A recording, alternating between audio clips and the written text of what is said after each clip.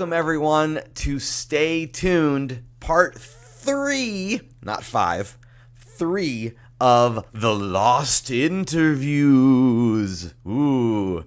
So this is the conclusion of this 3-part series, a series that I created in order to fix a bit of a problem. You see, when Stay Tuned started just over a year ago, it was part of a network on an app called Stationhead, which is a radio type app. And at that point, I wasn't planning on doing any videos, and so this didn't happen. This show you're about to watch was the 3rd interview that I conducted, and it kind of has gotten lost in the mix. So I'm really excited to present it to you because it was my first time interviewing an animator for the show. And it's with Dave Spafford. He's worked on a bunch of awesome films, a number of them with the Walt Disney Studios, including Rescuers, which is one of my favorites, and of course Who Framed Roger Rabbit, which is like one of my all-time favorite movies. And so now I get to present it to you, the YouTube audience, which is very exciting. And if you haven't already checked it out, please check out patreon.com/Machi. That is where you can subscribe and support this show. You can also listen to Stay Tuned on pretty much any podcast platform that you may be using. That was not the case a year ago. It was only available through Stationhead, the radio app, and that was it. That and Patreon. So I'm really excited to present this to you guys now. I hope you enjoy it. It's a pretty awesome and informative interview. Lots of great insight. And if you enjoy it, just toss me a little bit of love online. I appreciate it. And without further ado, away we go. You're listening to Stay Tuned, the animation lovers show, recorded live on Stationhead Radio and also streaming on Patreon. Coming to you from Austin, Texas, I'm your host, Phil Machi. You can keep up to date with the latest animation news by visiting this show at facebook.com/Stay Tuned Show. Thank you so much for joining me, and welcome to July 2018. Tonight's show features my interview with accomplished animator Dave Spafford of Spaff Animation. All that, and you'll have a chance to share your thoughts, questions, and opinions with me, live and on the air. You know, it's no secret that comic books have had a major impact on popular culture in recent years. And when I think comic books, I think Dragon's Lair comics and fantasy. From board games to trading cards, vinyl figures to graphic novels, Dragon's Lair is your one-stop shop for all things pop culture. Located in central Austin, Texas, they're even conveniently open until midnight, Monday through Saturday. For a complete listing of all Dragon's Lair in-store events and tournament schedules, visit them in person today or online at dlair.net.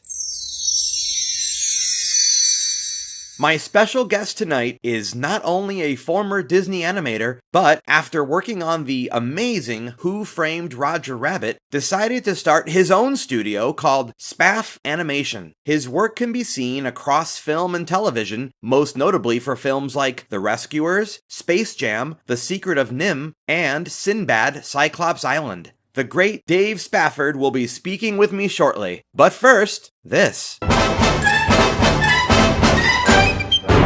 Dave Spafford, welcome to Stay Tuned. All right, here we are. Here we are, yeah. So is Spaff Animation a large staff of people? No, I've reduced it. As computer animation came in, I reduced the whole thing down. I just kept making it smaller and smaller. Oh. And now it's just me. I do film titles and usually I do bits and pieces of animation inside live action films. Like the easiest one for most people to remember is like in 500 Days of Summer, the very end of the live action film, live action characters are walking down the street singing this song and a bluebird comes and lands on his shoulder, like in, Song of the South. Song of the South. Yeah.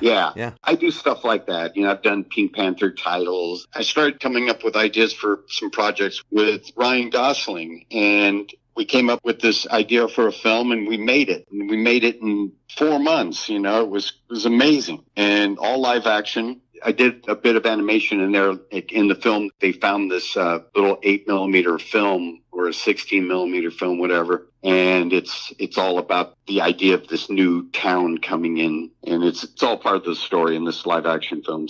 But we did a little educational film within a live action film. And it's the most creative thing I've ever worked on in my life. And it's called Lost River. Where can we see it? Amazon Prime, or, you know, just look it up. You can find it. Okay. But it's called Lost River, and it is insane. Okay. Well, yeah, absolutely. It's the most fun I've ever had in my life. Well, I'm actually really glad to hear about that. I look forward to checking it out. So, a little bit of a shift here. I wanted to talk about Monkey Bone because I recently reviewed that film on the show, and I really love the pilot episode of what would have been a Monkey Bone cartoon, and that was you as well, right? Yeah, we did that. That was an incredibly fast little project we worked on. We cranked on that. We had it down to a system. And the system was, there was 3 of us animating. And I told everybody, okay, we're going to draw somewhat clean. Mm-hmm. And then we're going to take a new piece of paper with a fine tip marker, and we're just going to trace over that drawing, which kind of imitated the old putting a cell down and inking with a quill pen. Oh, okay. And, wow. And painting the cell. So what you got was, instead of doing this cleanup line that, you know, with this in-betweening process, we laid down every single drawing. And what it did is it made every single drawing equal to each other. You weren't aware of where the extremes were, where the in-betweens were. We basically ended up doing that film in a very, very traditional way, which makes the animation look very traditional. Yeah, it There's does. a reason why hand-drawn animation looks the way it does in the 60s, 70s, and 80s. Correct. Compared to what it looked like before. Yeah, because there was a lot of it was the coloring process was done in different ways. I learned from Bruce McIntyre how to draw when I was a kid. And Bruce McIntyre was John Lounsbury's assistant. Oh, wow. And he actually took me down to the local newspaper, the Register in Orange County. He introduced me to this guy. He said, this guy right here, this is the guy that takes the paper off the rollers. He's going, when the big roll of paper gets down to about 8 inches, they take it off because they can't have the paper go off the end of the roll. It bends the machine or something. And he goes, come to this guy. Anytime you need paper, he'll give you one of those 8-inch rolls. And it was like 33 inches tall. It was like newspaper. Yeah, width. I actually know what you're talking about because my grandmother used to have a bunch of that stuff in her basement for some reason, and I remember. And so I would cut that up, and he'd say, "Okay, I want you to cut this up." And he goes, "Here's a black fine tip marker. I want you to draw with this fine tip marker on this newsprint paper. I want you to do stuff. If you see a kid at Disneyland, you know, going one way and the mom wants to go the other way and there's that tension between the two of them," he goes, "I want to see that." He goes, "I don't care about eyes or the clothes or anything like that or fingernails or belts." So just he goes, "I just want to see the action." Yeah, just your drawings. And he goes, "And this is what's going to keep you from doing all that unnecessary stuff that I don't want to see." He goes, "I want you to draw with this fine tip marker. And if there's any bleeds on the drawing,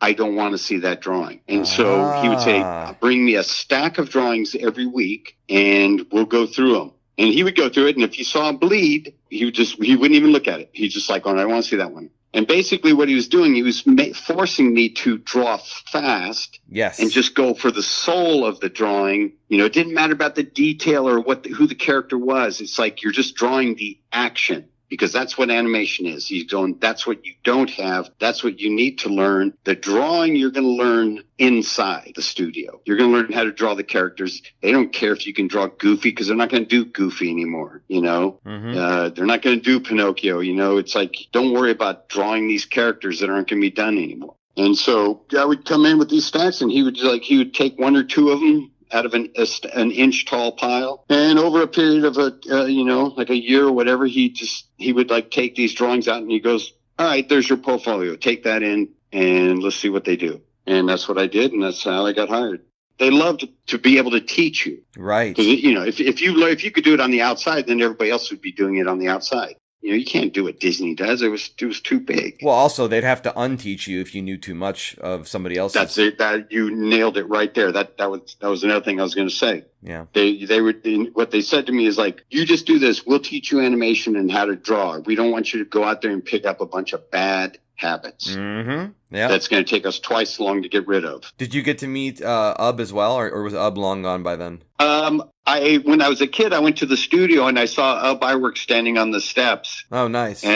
Talking to his brother, Don. And I knew who it was, but I've never talked to him or anything like that. I was 12, something like that. Wow. I used to go to the studio all the time. I used to sneak in. I used to call them up and they would let me in. And oh, that's so cool. I was obsessed. And it's one of the reasons I got hired, not because my drawings were great or anything. They just went, this kid's been writing us letters since he was 6. You know, it's like, this kid's crazy. If we don't hire this kid before we shut this place down, it'll be wrong. Well, that's actually quite a wonderful childhood you had there. Oh, I had the greatest childhood that anybody has ever had on this planet. I grew up in Southern California. After World War II, everything was great. Disneyland was 1 mile from my house. Oh, wow. And in the other, my house was in between the beach and Disneyland. Wow. And at the time, Orange County was a really small place. And, you know, it was changing greatly because of Disneyland. But there was a good 10 years where it was Disneyland and a bunch of people who had horses. Okay. You know, we were by no means rich. It was, but everybody where I grew up, you know, you had horses. Yeah. And it was all dairies and strawberry fields, cucumber fields, you know, pomegranate orchards. And Disneyland. And every day, you know, because I watched the Mickey Mouse Club on TV after school, and you're like going, oh man, this Walt Disney guy's the coolest. And then, oh man, he's built Disneyland, and he's made all these great cartoons. Right. And right. So me growing up in Southern California with Disneyland down the street and The Wonderful World of Color, which became The Wonderful World of Disney. Yes. You know, all these shows were at nighttime it was on, you know, it was in the daytime he was on, and then it was Disneyland down the street. And every night the fireworks went off and you're like going, oh yeah, who's the coolest guy in the world? Walt Disney. Hey, when do we get to go to Disneyland? Yeah, we go once a year. You know, that was always my mom and dad's, you know, and you're like going, why can't we just go there all the time? Yeah, you live 1 mile away. You know, it was like, why would you limit it to once a year? Yeah. That was crazy talk to me. Well, that's amazing. I You mean, know? really, that's thanks for sharing that story. I guess I should probably ask you this then. So, do you have a favorite Disney film? Dumbo. It's great because, you know, Walt went to his guys and said, look, we're in trouble. We spent way too much money on Fantasia and Pinocchio. I need to make some money, and this World War II is going to kick our butts. Huh. And so they needed to knock a film out. Don't get too holy about it. Just do it. So Dumbo is a very spontaneous film. There's a lot of little flaws in it, Sure. you know, but that movie is beautiful because any animator, any story man, any background painter, these guys were all great. They're going to do it right the first time. They're never going to do it halfway and then go, oh, I'll get to do it again later when they correct it. They didn't think that way. These guys were amazing. And so they're always going to do their best work first. And so there was no time for a director or anybody to go, you know what? I had another idea last night. Let's change this character. You know, and you're like going, yeah, but I already did the character. Let's just move on. You know, That's so true. There was a lot of directors who like changing things. And it's, you know, it's like, just go with it. Once it's worked out in storyboard, you don't change anything. You don't do anything twice. That's my rule. Okay. Everybody loves Jungle Book because Bill Peet did the storyboards and did the whole story himself. And it is so charming and so well thought out. It is, really. Bill Peet is the greatest artist that ever worked for Walt Disney. And all of the animators will tell you that. They won't tell you another animator. If you go, well, who's your favorite artist? Oh, Bill Peet. Bill Peet created the style of Disney. No one knows it. His storyboard drawings, he had to come up with a design so he could do the storyboards. But his designs for those storyboards were so good that Milt would take those drawings and then do an animation drawing on top of them. When you look at Disney, you're looking at Bill Peet. But he doesn't really get sung about very much, does he? Not at all, because most people are always interested in the animators, you know. Yeah, that makes sense. Storyboard guys, like Bill Peet, he was such a great storyboard. He basically was the director. I mean, he came up with the film. Yeah. Director just sort of made sure that the storyboards got turned into animation art and got done correctly. Bill Peet is Walt Disney Studio. Wow. That's huge. Yeah. Research Bill Peet. Yeah. People kind of hide those things. They don't give credit to those guys. The story guys are, by far the best. The best artists, the people who really knew that business. You're in it long enough, you're just like going, I kind of think I want to get into the story department. It's like you're starting from scratch. You're coming up with your own ideas. And, and if you're a big idea person, that's where you kind of end up going. And the storyboard artist is also the writer, but he's doing it through drawings instead of doing a script. Right. And Bill Peet didn't really do scripts. He took like the original Alice book. Right. And adapted it to an animated film. And I mean, he altered it greatly. Yeah. Oh yeah, of course, because it's technically both books in one movie. There's so much of it that is Bill Peet. It's crazy. Wow. I learned everything I know from Bill Peet. He was my favorite guy. And those are my best moments were hanging out with him and learning from him. The idea of storyboards were to flush out an idea immediately without costing anything. Right. Now when they do storyboards, it's called pre-visual, and it's basically this wire structured character, and they move it around. It's like, if you can't look at storyboards, you have to now animate the storyboards. It's like you're wasting your time. They're spoiled by choice now or something. Oh God. That's it. That's it. 100%. But it costs $200 million to make a film now. So, it's, I'm always wondering 4,000 people in 7 years. So I'm always wondering I don't know why. what they think they've achieved. Yeah. If they start doing, hand-drawn features again and knocking them out for $15 million.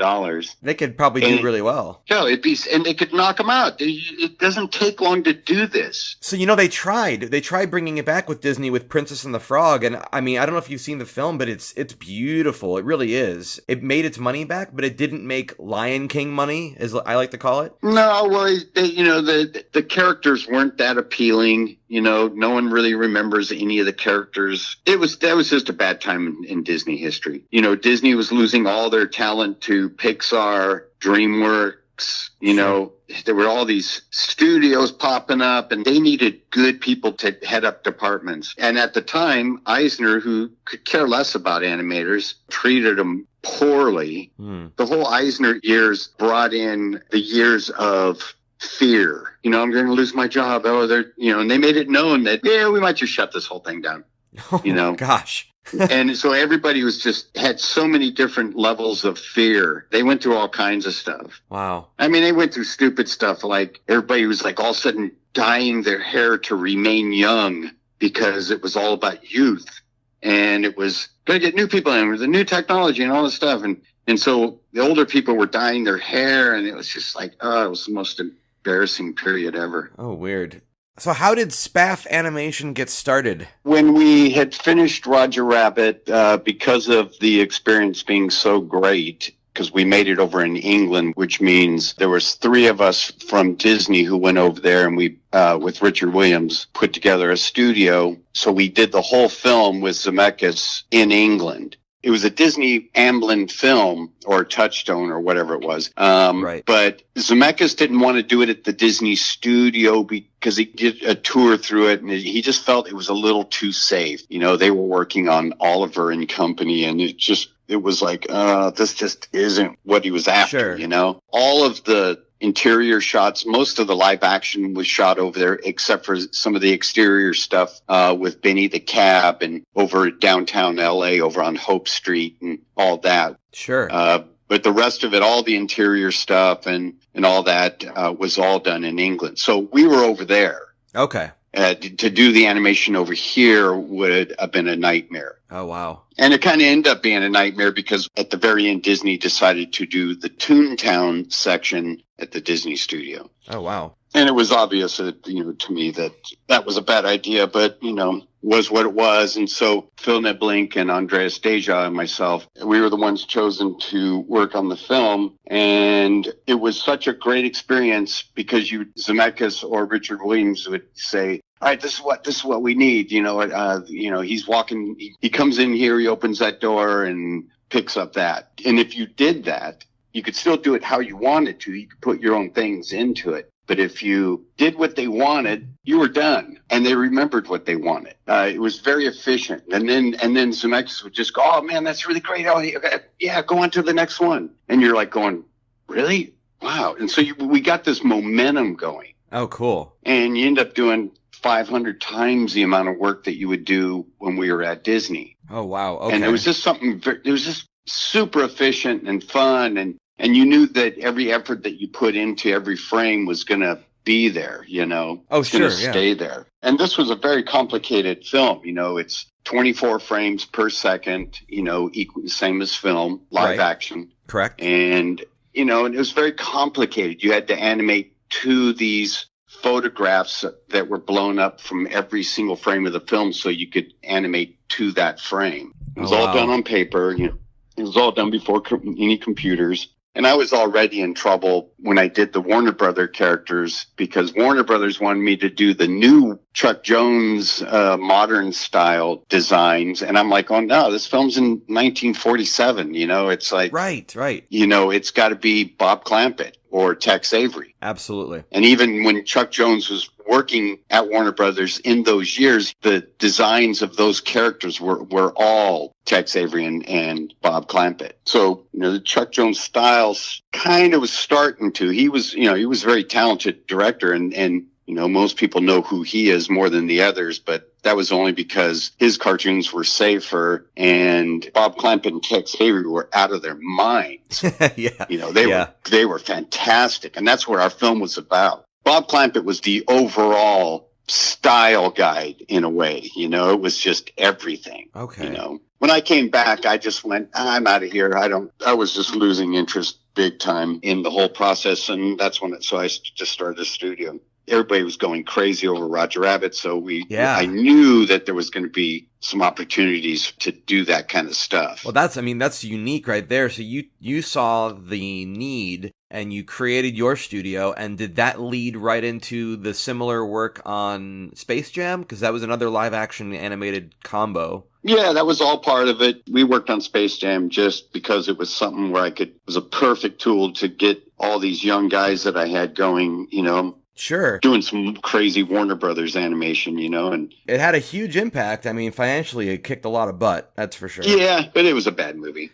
Well, there's that. But I mean, animation-wise, at least, it was visually very appealing. I think the reason why Chuck Jones had a problem with it was just the story. I don't know that it was I don't think he had a problem with the animation so much as it was just the story. Oh, probably. Well, you know, if Chuck didn't work on it, then he wasn't going to say anything nice about it. Oh, wow. He was like, he had an ego bigger than the planet. I did not know that.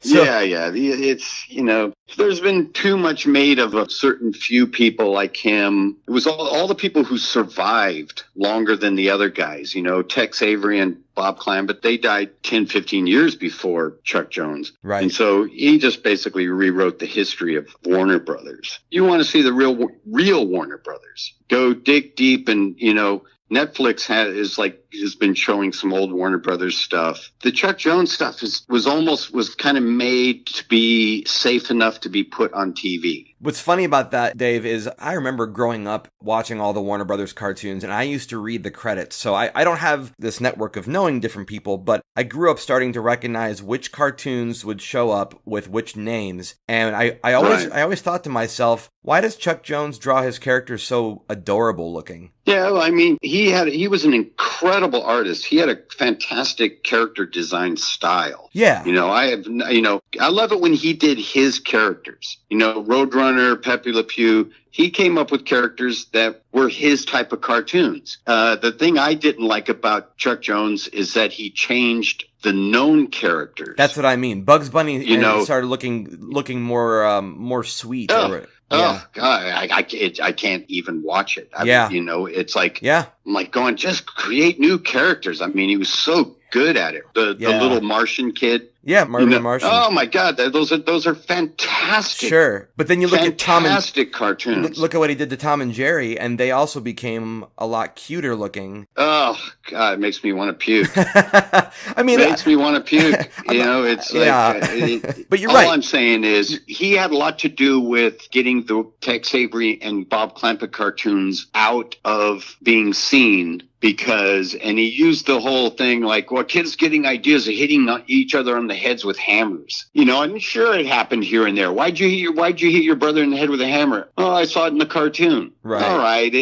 But you can't cut out everything. No, of course not. And that's why you don't really see those cartoons. You don't see a Bob Clampett cartoon anymore. Yeah. Where Tweety pours gasoline on Sylvester and sets him on fire. Right. You're never going to see it again. Yeah, that's true. That's a bygone because they don't want to be sued. Yeah, it's a bygone era. That's for sure. It's gone. Yeah, well, it's gone. And you're right. He had an amazing artistic sense, but I'm with you on that. As far as when he did redesigns, it always rubbed me the wrong way watching that stuff. Yeah, he was trying to turn everything into him. Oh, that makes sense. And that started with redesigning all the characters that everybody else created. That kind of makes me wonder, you must have known when you were working on Roger Rabbit that you guys were making something special, but Chuck Jones did not like Space Jam. Did you guys feel similarly when you were working on it? Like, hey, we're going to animate it as best I we didn't can. like Chuck Jones. Oh, they brought Chuck Jones in to do some come up with some storyboard ideas. And I was like going, no, this is a mistake. Just because he's a legend and all that stuff, he's out of it. And, and they assigned him to my sequence. Oh, no. And they're going, well, he's just going to come up with some ideas for the duck sequence. And I said, I'll tell you what he's going to do. He's going to come out there. Both the ducks are going to sit down and they're going to take their gloves off, and the glove will be really long. It'll be this endless glove that's going onto the floor. And then he'll do some knuckle cracking joke. And it's exactly what he did. And so Zemeckis just said, okay, we're done. And he said, if you want to do it, you do it. And you seem to know what was going on. I put on a cartoon. I said, look, I'm going to put on this old Warner Brothers cartoon called Wisecracking Duck. Yes. And it is crazy. It's everything that this movie is. And this is what we need to be doing. This is the attitude. Because he was going to make Daffy Duck the angry duck. That's what Chuck Jones did to the Warner Brothers Daffy Duck, Bob Clampett created that character, and he was like a lunatic from an insane asylum. Yes, I mean, the more you get, if you cut his head off, I mean, it just made him crazier. Right. There's nothing you could do. You could never win with this guy. Right. But he turned him into Donald Duck. Daffy Duck in the Chuck Jones cartoons end up being this angry duck. No, you're right. Yeah, it was like, I was just... I'm going, we got to get away from this. This is going to, it's got to be crazy. We have to just go for this. If we water this down, it's going to be stupid. Well, that's an interesting point, because that dueling piano scene in Roger Rabbit is such a fantastic segment in cinema in general, because you have these two greats coming from Warner Brothers and Disney, and they're fighting, but they're fighting through music, and it's of course the classic music that's used in all those old cartoons. So just a really, I think that was a really well handled sequence. The duck sequence is crazy because the piano keys are moving. Right, they're electronic pianos, and they're playing the exact music. They're all computerized, so they're rocking back and forth and all this stuff. So it was just the most incredibly complicated thing to do, because, I had to hit the keys exactly where they were. And I even had this guy, Kent Holiday, he track read the song and gave me every single note and exactly what frame it was on. And so it would say off to the side, okay, you're hitting the A key in middle C or something like that, because it was really hard to see the photostats. The white keys and the shadows in between the keys were very faint. And so we had to know where those keys were and hit that area. This guy nailed it for me. And so he made it really easy, and we hit it right on. Well, and then you ended that sequence with something I love about Daffy, which is his little crazy woohoo laugh. I mean, what a great response to being fired at by a cannon. Oh, exactly. And, we brought in Mel Blanc.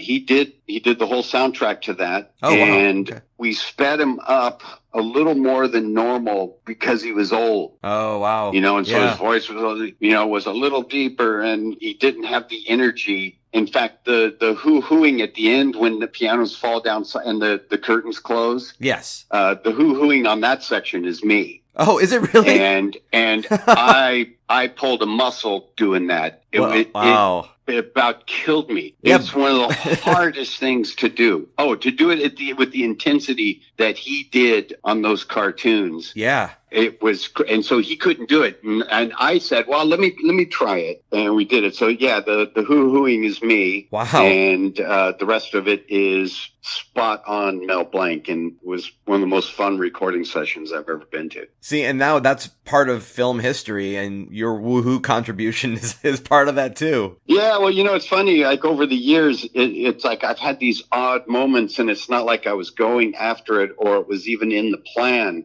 After Roger Rabbit was over with, and it was like I think it was the 92 Academy Awards, the Academy had me animate Woody Woodpecker coming out in a tree onto the stage and pecks his way out of the tree. How cool is that? He ends up naming the nominees for Best Animated Short. That's really awesome. And Gracie, who was Walter Lance's wife, she was normally the voice or the modern voice, and we were going to have to deal with the modern sound, which I hated. But, it's like we decided to do it. And then she broke her hip and couldn't do it. So I did it. And I went back to the old Woody Woodpecker and slowed it down, the soundtrack of his voice, and you could hear Bugs Hardaway. And he basically was talking like this. Hey, you all, what are you doing? Oh, no. I'm going to go over there and get that guy.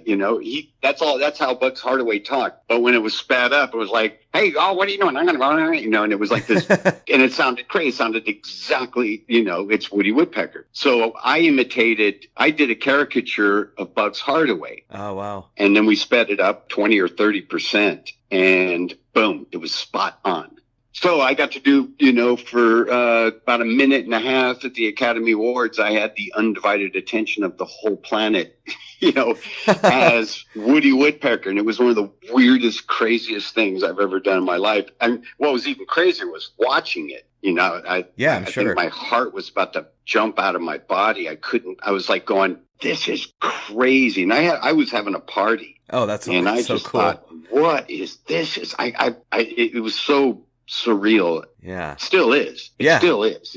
It's really bizarre. So you mentioned that the shift over to computer, and again, just to echo that, I'm definitely on board with you because I feel like traditional animation is capturing a moment in time. As far as the shift goes, I was doing a little bit of digging, and I had no idea that Sinbad had such an impact on DreamWorks for going over to computer. How did that make you feel? No, the thing, everybody went to computer because in this business, if someone starts going, oh, this is the latest new thing, everybody's got to do it, or they're the old thing. And that was the trick that they did to eliminate the hand-drawn stuff. They had it in their heads that the computer's going to end up doing it themselves, and it was going to be cheaper and faster. It's not. On The Rescuers, that was an $8 million film. There was 126 people on it. We never worked until, past 6 o'clock. They didn't want you there on the weekends. They wanted you to go home and be with your family and pay your bills and take care of everything. But when you're at work, that's what you did. And everybody was like in their 70s. We made that film in 18 months for $8 million. This was Down Under, or this was the original Rescuers? The original one. Okay. 126 people, 18 months. They were able to make a film because they did it efficiently. But then as all the new people came in and new management, the whole Eisner years and all that stuff, the whole idea of this computer being able to do it, they're just like going, oh man, we're going to be able to do it with fewer people, and it's going to cost cheap because you won't have to pay the health and welfare of all these people. They just thought it was going to be the savior. Well, it ended up being now every film has about 4,000 people on it. And it takes about 6-7 years from the initial idea of what it is, sometimes longer. So the idea behind going to CG was companies just trying to save money? That's a really sad notion. Well, Disney, everybody thought that computers were just going to make it easier. Yeah.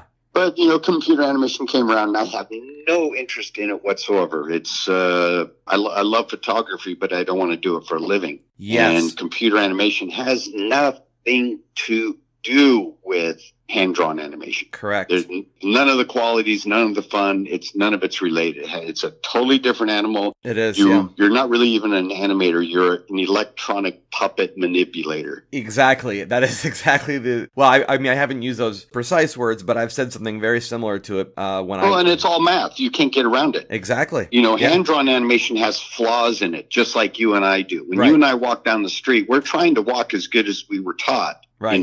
You're doing your very best, but your walk is different from mine because you might have fallen off your bike when you were a kid, or Right. or my shoes don't fit right, or you know what I mean? It's Absolutely, yeah. It's every single person is unique on so many levels, and you take that out, you have this robot do it for you, and it's all math. And I'm not saying I don't like computer animation. It has a really cool look. Yes. I just can't look at it for very long. Okay. There's too much. The movements are too smooth and too clean. It's all math.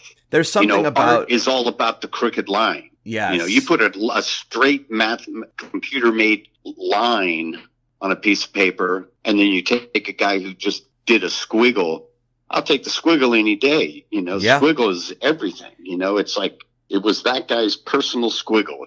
That's right. It's going to be different from mine. And I want it to be different from mine. See, I like that notion, and I actually am right on the same page with you on that. So it's, I'm still doing it. I'm having more fun now than I've ever had, just because I don't have to deal with keeping this machine going in between the cracks, Right. My studio had about 18 people, and they were all, they're all the best people in the world. They're all directors now everywhere else, and my top animator, Tom McGrath, he directed Boss Baby and Madagascar and oh wow, about 6 other films. I mean, he's been cranking ever since he left my studio. Well, that's a nice vote of confidence right there. Oh yeah, no, that's what it was all about. My whole thing was to get these guys and who could draw and just let them go. Well, I wish you nothing but the best, Dave, and I really, your career is amazing, and I just really thank you for sharing that with us today, Anytime. Oh, cool. Well, thank you. Thank you for telling me all the anecdotes and stuff that you grew up around. Oh, yeah, you bet. It's never what you think it is. The history of animation is not very truthful. And so if you ever want a different point of view on any of it, whether it's about Bakshi or oh gosh, heck any yeah. of those guys, it's endless. I mean, it was all done right here. Yeah. And anybody who's really been in it, as long as I have, you're going to have known everybody, because my generation came in and was just basically handed the baton. And that's on all levels, Hanna-Barbera, Filmation, all the, Warner Brothers, sure. Walter Lantz, all these things. That's just what was happening. Well, thank you. And thank you again. And, yeah. Well, give me a call anytime you want to get another opinion. Yeah. Take care. You bet. All right. Thanks. Right. Bye.